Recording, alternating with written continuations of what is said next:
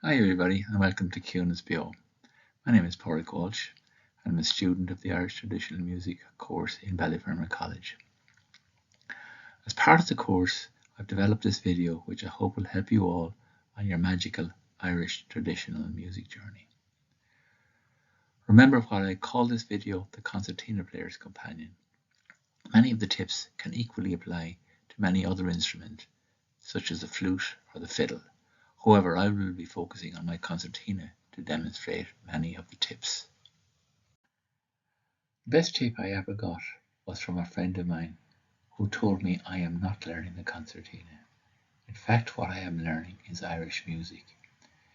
In other words, what he meant was, it is the music that is important, and the concertina is only a gateway that must be opened in order to play the music. The program is broken into several sections. I will start with a general introduction to Irish music and where it came from. I will then move on to the history of concertina playing in Ireland. Next, I will discuss coaching and why it is important. Coaching not only applies to music, but it is important to many other aspects of life, such as sport. Before you play any musical instrument, you must have some idea how it works. What do you do to get the correct notes? After that, we will get stuck into learning to play Irish music. We will go through the skill of listening. In my opinion, listening is probably the biggest secret to get to playing good Irish music. We'll next talk about the geography of the concertina and which buttons play which notes. I'll then talk about practicing music and avoiding bad habits. Next, I will talk about technique and ornamentation. And I will conclude with some other things which you may wish to discuss with your teacher. Introduction to Irish traditional music. Traditional Irish music consists of singing and instrumental music going back over many years. It was originally played for dancers, but nowadays it is played for listeners from the smallish parish grouping all the way to the leading concert halls all over the world. It has gone through many ups and downs, especially at a time just after the Great Famine. But thankfully, especially in the last 75 years, it has gone from strength to strength and is now one of the most recognizable types of music throughout the world. It has even reached space when the American NASA astronaut Catherine Katie Coleman brought Matt Malloy's flute into space. What is it with this word traditional? The difference between traditional Irish and other Irish music has to do with the way the music is handed down. Essentially, traditional Irish music is handed down from generation to generation. While much of this is written down, it is best learned by ear. Thus, there is no official version of a particular tune. Different regions in Ireland may play the same tune differently by varying the speed or the rhythm or even the instruments. The music includes many types of tunes. A lot of them relate to dancing, such as reels, jigs, hornpipes, and many others. The main instruments traditionally used are the harp, fiddle, flute, and the inland pipes, bodhrán, and tin whistle. They have now been joined by concertinas, accordions, piano, and more recently, banjos, guitar, and bouzouki. You can see by the inclusion of newer instruments that traditional Irish music is not static. It is evolving, but like the flow of a river, its direction is steady. As we go through time, extra bits fall into the river and other pieces get left behind. The best tunes, however, last over 100 years. Technology has had a huge role in the development of Irish music. Our departed forefathers, who learned from their forefathers, would gasp at the technology available in today's Zoom generation with slower downers, loopers, etc. Nonetheless, even though the way we learn the Irish music today may well have differed, the traditional lives on. Long before the concertina arrived in Ireland, traditional Irish music lived on through singing and ancient instruments such as the harp and the pipes. In the post-Middle Ages, we had the fiddle, the pipes, and the modern harp, which were all popular instruments at the end of the 1700s. The concertina was invented in England and Germany in the 1820s and 1830s, and came to Ireland about 15 years before the famine of 1847. Therefore, it did not have a lot of time to take off before the Great Hunger. 60 years later, there was a famous music collection by Captain Francis O'Neill published in 1907, which contained no mention of the concertina. This shows how low in esteem it was held at the beginning of the 20th century. At the start of the 20th century, it is believed that many concertinas in the country centred around County Clare, brought in by mariners. The German mass-made versions were much cheaper than the English brand and became the instruments of choice, especially among the rural poor. They were especially popular with ladies. Concertina music was adopted from fiddle music and was at a very low ebb. It was kept alive, they say, by Mrs. Elizabeth Crotty from County Clare. At the same time, among the Irish who had emigrated to America was Meath man William Mullally, who recorded and sent home concertina music. There were other musicians in Clare at the turn of the century, and local concertina players learned from them as well as from the recorded music from America, and some of the music which was beginning to emerge from the new Irish radio station 2RN. Paddy Murphy took concertina playing to a new level in the 1940s when he mastered a new fingering system called cross-row. Before that, most concertinas were either 1 or 2 row. Paddy took the concertina into Ceilidh bands and to early flageola competition in Cavan in 1954, which he won. After that, another Clare man, Chris Droney, who stuck to the single row playing, won the next 10-year All-Irelands in the flageola competitions. Another Clare man emerged in the 1970s, Noel Hill, who learned to play from Paddy Murphy. Noel released a solo concertina CD, and from that others followed, including Chris Droney, and concertina playing hasn't stopped since, with many new other players coming on the scene, those like Micheál O'Reilly, Mary McNamara and John Williams, all with their own unique styles. Today there's a profusion of brilliant players, too many to name, but a few. I'll include among these Brenda Castles, who learned from Micheál O'Reilly, Kathleen Ningown and Tim Collins, and I will talk about these next. The most famous pre-famine player was Giuliano Ragondi, who played the English concertina in 1835. The first makers of concertinas in Ireland was a guy called Joseph Skates. He was an employee of Wheatstone, who was the original inventor of the concertina in England, and he started making them when the patent expired in 1844. He closed the business in 1865. The famine of 1847 was 15 years after the invention. I'm afraid from 1850 to 1900 there has been what I would call an information black spot about individual players, and the reason for this is there was a lot of emigration in Ireland at that time, and a lot of players vanished into oblivion. Clare seems to be the strongest region where the concertina survived, mainly played in individual houses or clock-ons. As I said before, Mrs. Crotty, who was born around 1885, was known as the saviour of the concertina, and she played in Kilrush and later in Dublin. William and Ali, as I said before, also originally from County Meath but emigrated to America, sent back 78 records, as they were called then, in the 20s, which helped to keep the tradition alive. Paddy Murphy, for instance, was one of the players who learned from William and Ali's playings. Many other Clare players, including Paddy Murphy and Chris Droney, helped with tradition also, but unfortunately they have all gone now. Today many great players continue to play, all with their own unique styles. Each and every one of them is worth a listen. They all have issued CDs, or you can play them back on YouTube, with the exception of the late Mrs. Crotty, which is available from the Irish Traditional Music Archive website itma.ie.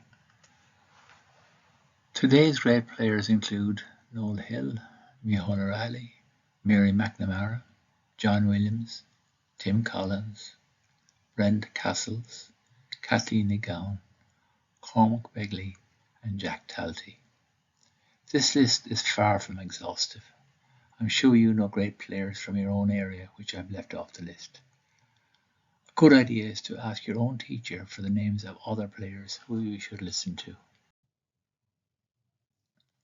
And so we move to the section on why coaching is important.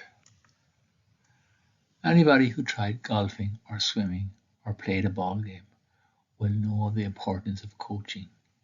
Take golf for example.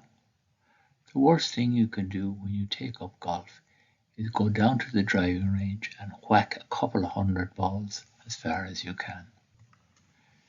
You might hit 5 or 6 well, but I guarantee you one thing. You don't know what went wrong with most of your shots. And another, you certainly do not know what you did right with the miserable number of good shots you hit. Is it your grip? Your stance? A combination of both?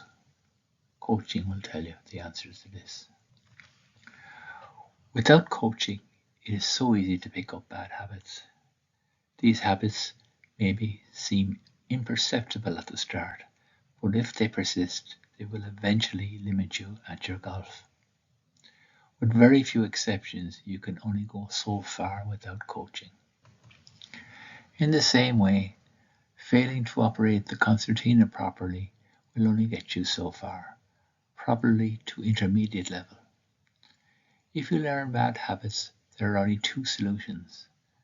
The easy one, and that is just to keep going, but you'll have very limited ability. The second one is to stop, reverse, unlearn your bad habits and start all over again. As we all know, unlearning anything is much harder than learning it properly in the first place. Some teachers are excellent coaches, but alas, in today's mass media world, some lessons lack a coaching element. In the past, intergenerational teaching came with coaching. The teacher was able to observe the pupil and correct the major bad habits before they developed beyond repair. In today's world, some teachers do not get the opportunity to directly observe pupils, and teaching a tune consists of playing the sequence of ABC notes to match the melody, with less than ideal attention to technique. Also, some modern teachers are reluctant to correct pupils in case of adverse reaction. Thus, from my experience, coaching is needed to supplement the way traditional Irish music is taught today, especially in summer schools, which consists of classes of up to 20 pupils of mixed abilities. So how does the concertina work? Well, the concertina is a fixed reed instrument which has a set of reeds anchored on a reed pan. The reeds vibrate at different frequencies when air is pushed over them, which produces different sounds. The airflow is created using the arms and the shoulders to open and close the bellows, while at the same time using your fingers to push selected buttons which open the valves to leave the air through. Usually the concertina player is seated upright, with one end of the concertina resting on one leg, mid-femur. The hands are placed inside the straps, with the arms operating the bellows and the fingers operating the buttons. In order to play the correct notes, you have to know the buttons, which buttons to press, and whether you should open or close the bellows. You should also know that there's more than one way to get a single note from the Anglo Concertina. For example, you can get note C by pressing one button and closing the bellows, or pressing another button and opening the bellows. This is what I call the geography of the concertina. Performance injuries. Although the concertina only weighs about 3 pounds, and the bellows and the buttons do not require enormous pressure, nonetheless it is possible to incur injuries to the shoulder and neck areas if certain precautions are not taken. Most, if not all, those who play the concertina suffer from shoulder and neck ache from time to time, and it can become serious if not managed properly. The main causes of injury are incorrect posture, not warming up or warming down, or excessive playing without taking a break. So let's start with posture. It is very important that you sit with your back as straight as possible and not hunched over. I find a hard back chair is best. Too many concertina players, including myself, suffer from shoulder and neck discomfort and even injuries. Bending forward is a recipe for injury no matter what age you are. Coupled with this, increased hours bent over your computer or peering into your phone, and it won't be long before you will be paying a visit to your physio. A posture corrector may help, but please take advice, especially regarding how long it should be worn for. Place the edge of the bellows on one leg, making sure the actual bellows is not rubbing off anything.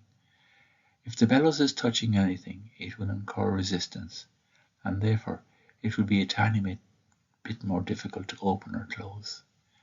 The straps should be comfortable, not too loose or not too tight. Now a few words about warming up.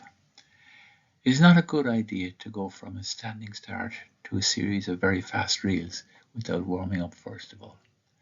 An athlete warms up before a race, so should a musician. The muscle movements can be made smoother as possible by warming up before playing or warming down after playing. Warming up can be without your instrument, your concertina, by exercising the appropriate muscles. These exercises could include a shoulder or a neck roll, arm flexes, figure of 8 swings, wrist twists, hand and finger massages. Some musicians use a specific technique called Alexander's technique, especially for larger muscles, including those muscles used when you are sitting down or standing up. You can check out Alexander's technique on YouTube, but like everything else, you should use caution. Now a few words about practice. Before you start to play or to practice, you should know how long you're going to be playing for, and always warm up or slow down to get your body used to it. While rehearsing, it is a good practice to limit your session to about an hour. You can use your phone alarm as a reminder, and then take a break for 10 minutes. During this break, try to limit any mental rehearsal you might be tempted to engage in. After playing, it is important to again physically adjust by warming or cooling down. Listen to your muscles and take feedback. Look out for muscle fatigue. If at any stage you feel a twinge or an ache, stop. Playing through pain is never helpful. Be on the lookout for other chronic overuse injuries. Persistent neck and backache can affect both your vision and your hearing, so make sure that these are checked when you next visit your doctor. Another tip, if you're using a music stand, make sure it is upright enough not to cause you to bend forward. Finally, it is important to keep an eye on your general well-being and that your diet, exercise and sleeping patterns are good, as your general lifestyle can affect your playing. I'm now going to say a few words about dealing with performance anxiety. Some musicians suffer from performance anxiety before a performance or an exam. Help is on the way. There are a number of techniques for dealing with it. The most popular methods are deep breathing before you start. Anxiety is sometimes caused by not enough preparation, so always be sure you have done your homework before you go on stage. Be sure to get enough sleep and exercise in the days leading up to your performance. Remember, it's natural to be a bit anxious every time you go on to give a performance, but it is never as bad as you imagine. Someone once told me to try and remember a good performance you did in the past. That always helps. So let's move on now to the skill of listening. Long before tape recorders, smartphones, and online lessons, traditional Irish music was passed from one generation to the next.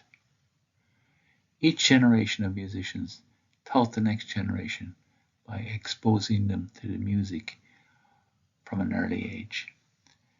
The new generation learned by absorbing the music. How did they do this? Through their ears, of course. And that is the first secret to learn how to play traditional Irish music. Listen, listen, and listen again. That is not to say that modern methods, including technology, etc., is not helpful. In fact, some technology like slower downers, looping, etc., are very helpful. But without listening, in fact, critical listening, the learning journey of learning Irish music becomes more difficult. I will touch on critical listening in a minute, but for now, let's focus on why listening is such a key element in learning music. Try humming or whistling a tune to yourself. Go on, try it. Try humming your favourite tune.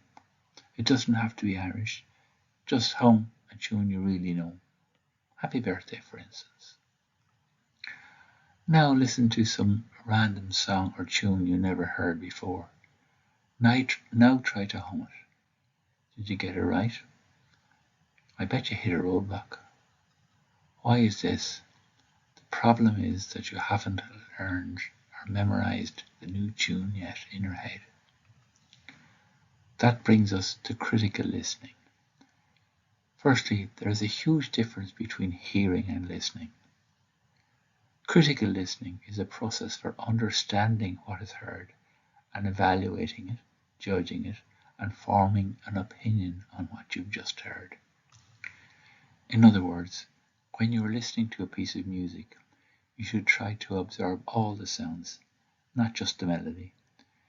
Decide if you like it, and try to pinpoint the good bits and ask yourself the question, why do I like that tune or a particular piece of that tune?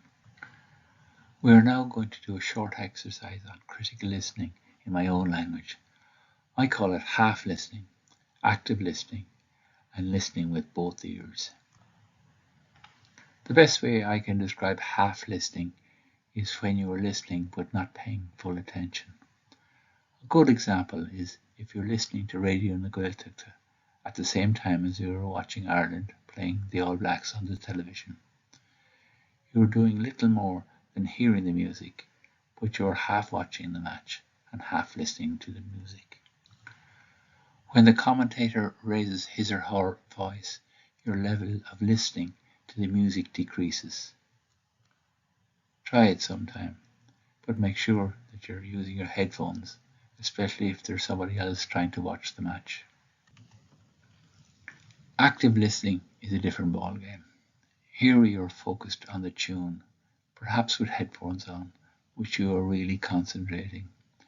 It is even a good idea to actively decide in advance what aspects you're going to concentrate on. You might be focusing on the first half of the tune or the second half, maybe ornamentation, maybe rhythm. If there is more than one instrument, which part does each instrument play? What you're trying to do is evaluate the tune. You're looking for variations in the way the musician plays the tune, maybe. And so to the last type of listening with both ears. Both ear listening is also known as deep listening. Here there are no interruptions. You are concentrating, but at a level deeper than the level of active listening. Here you're trying to get into the head of the musician. What does he or she hear? You're imagining the musician on stage. Make a mental image of what they are thinking. Try to empathize emotionally with the musician. You're trying to absorb, digest, and understand how the musician is actually feeling as the music is actually being played. Try critical listening on a few simple traditional Irish tunes until the process becomes somewhat second nature. Remember, it will take some time to acquire this essential skill. Before I move off critical listening, there is a very good video in a talk given by Colin O'Grada in Notes and Narratives in the Peabody Illan website. At the very end of this video, I'm going to revisit critical listening, and I'm going to use a brilliant New Zealand site called irish.sessions.nz to illustrate what I mean. So for the moment I leave listening, but I will return to it at the very end of this video.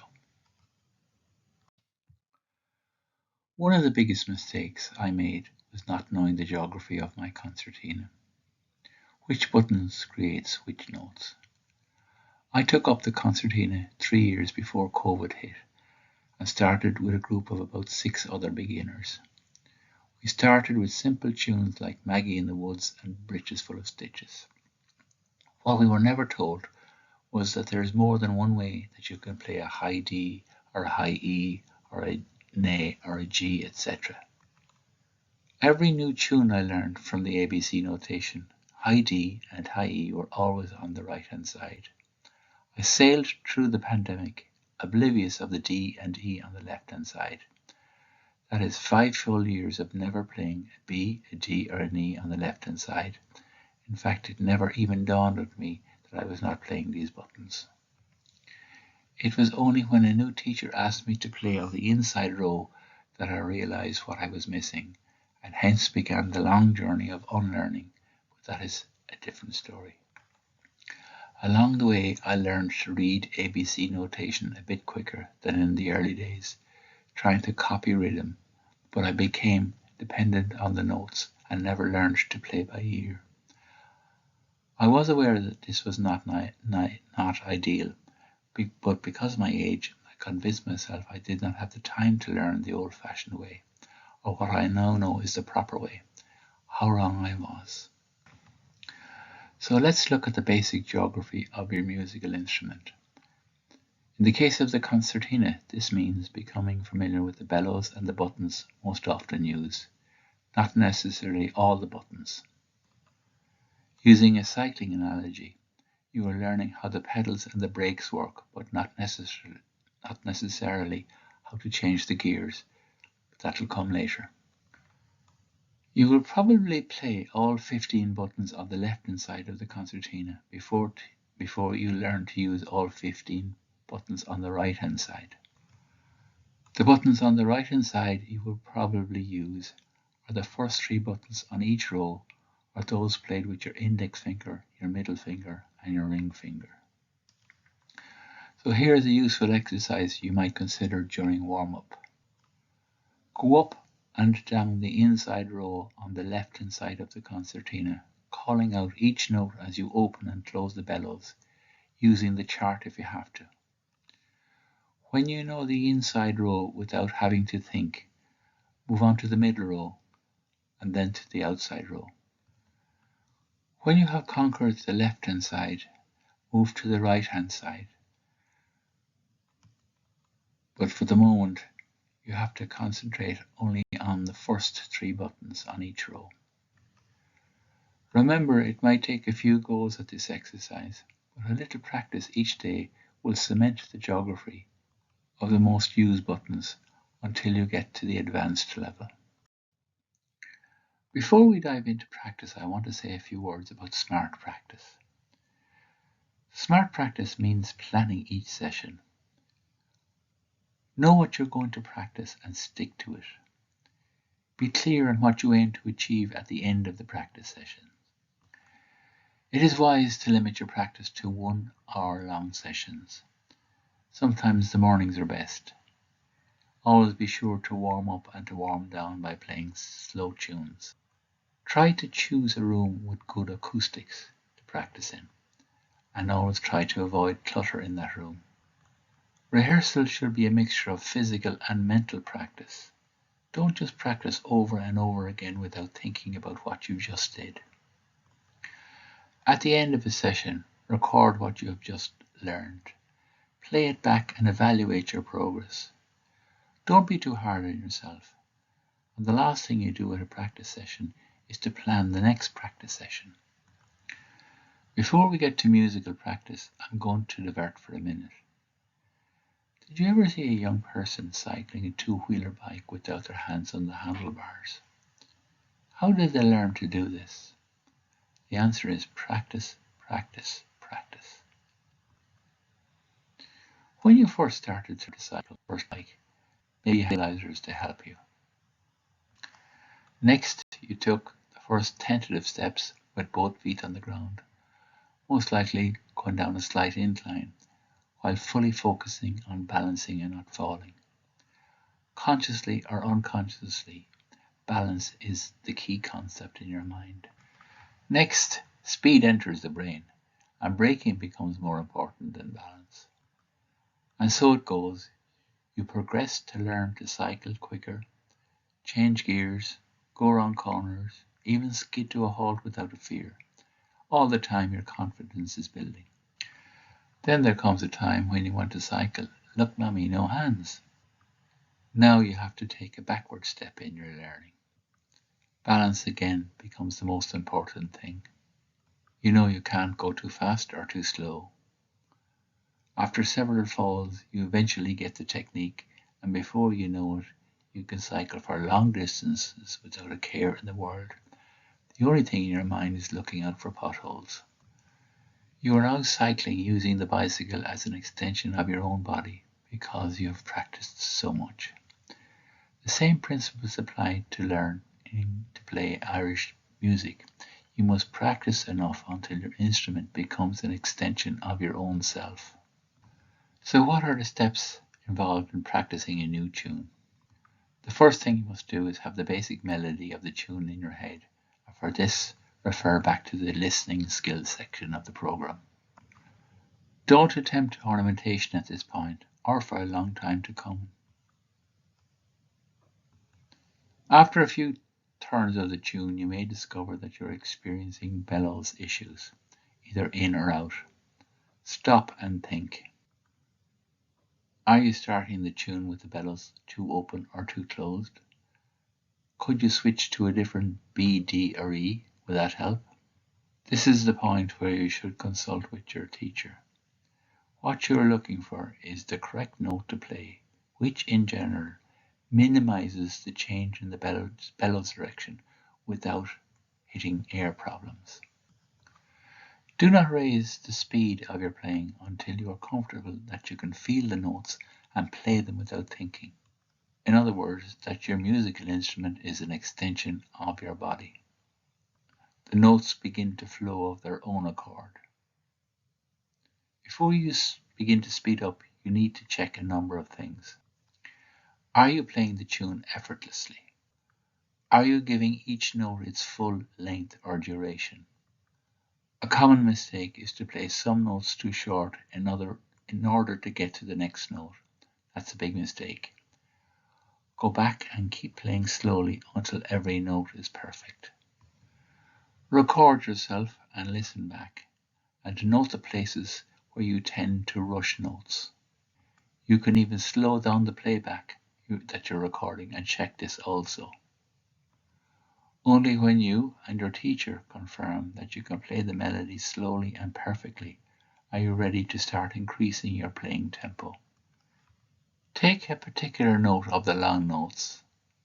These are the spaces where, more than likely, you will be bringing in ornamentation at a later stage. Increase your tempo slowly, if you know what I mean, and that does not include any ornamentation. Remember, when you have learned to play quickly, you're going to have to learn to slow it down again in order to bring in ornamentation. Learning to slow down again may prove to be trickier than you imagine because keeping the correct rhythm or timing may cause a problem.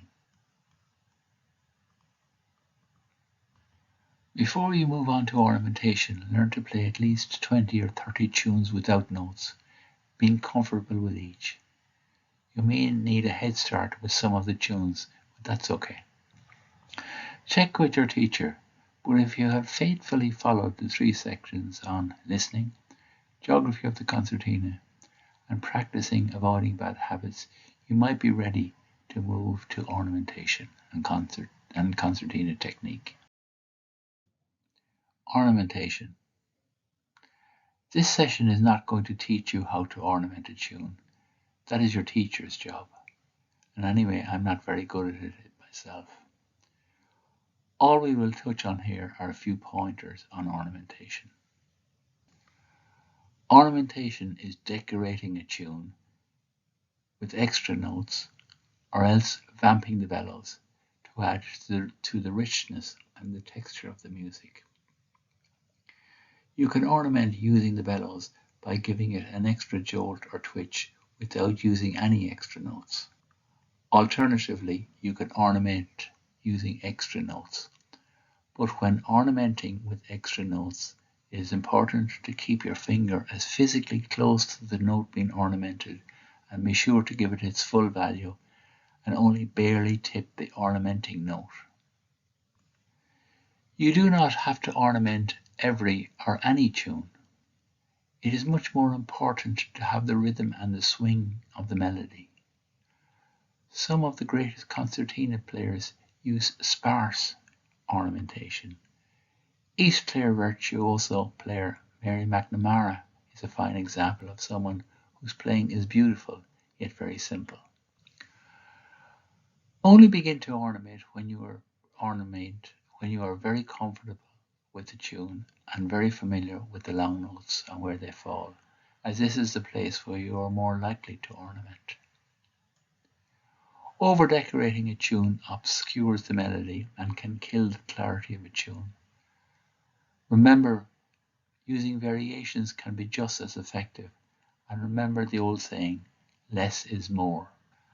When practice ornamentation sequences, practice them separately to the melody, but adopt the same learning process. That is, listening, know the geography of the concertina, and practice, practice, practice.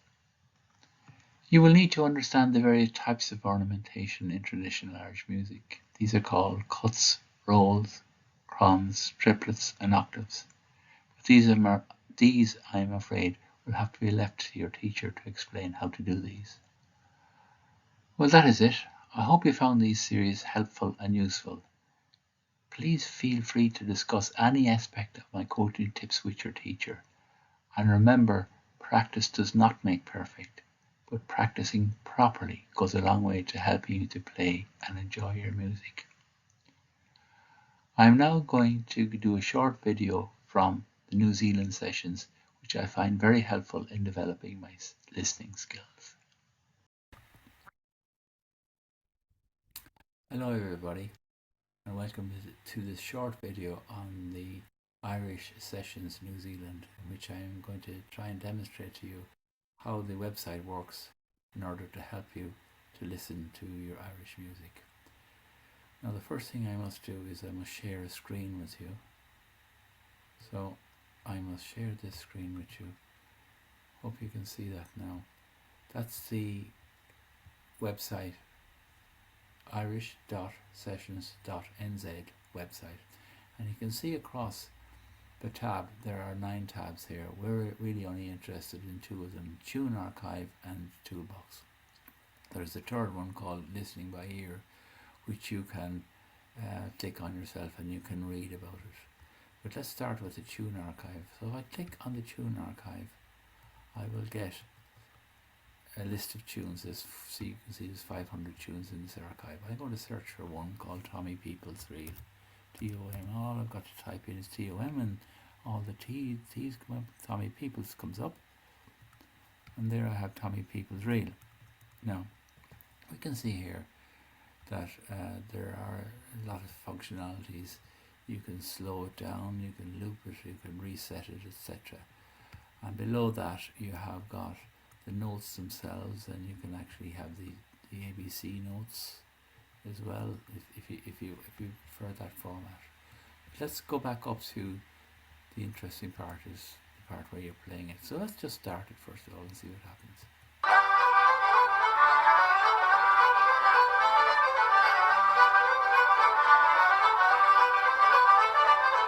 Now, so you can see there's a preloaded tune that they have on it. Now, first thing I can do is I can slow that down. So I slow it down to 60%.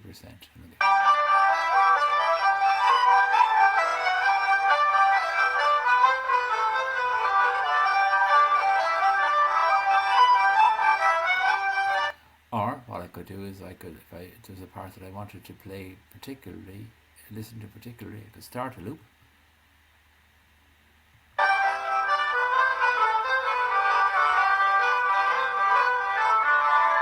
And end it there.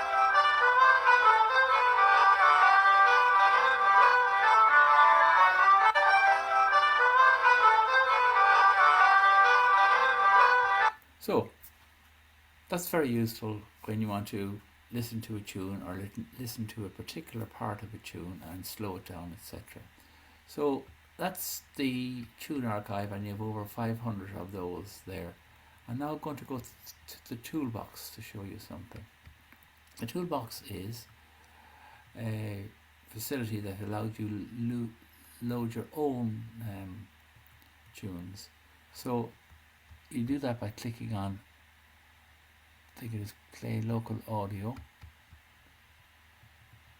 and it invites you to load your own file. Here I am going to load a file which I have preloaded on the I have on my desktop, if I can find it. It's called BC version of Tommy People's Reel. So choose that file, open, and I have BC version of Tommy People's Reel. BC stands for Brenda Castles, who teaches me Concertina. So let's play that and see what this sounds like, or play a bit of it.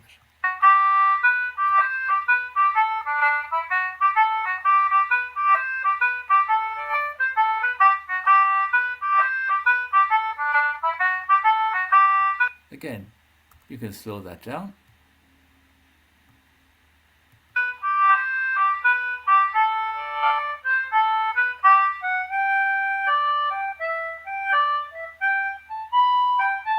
Or if you wanted to get a part of it that you wanted to really practice yourself, and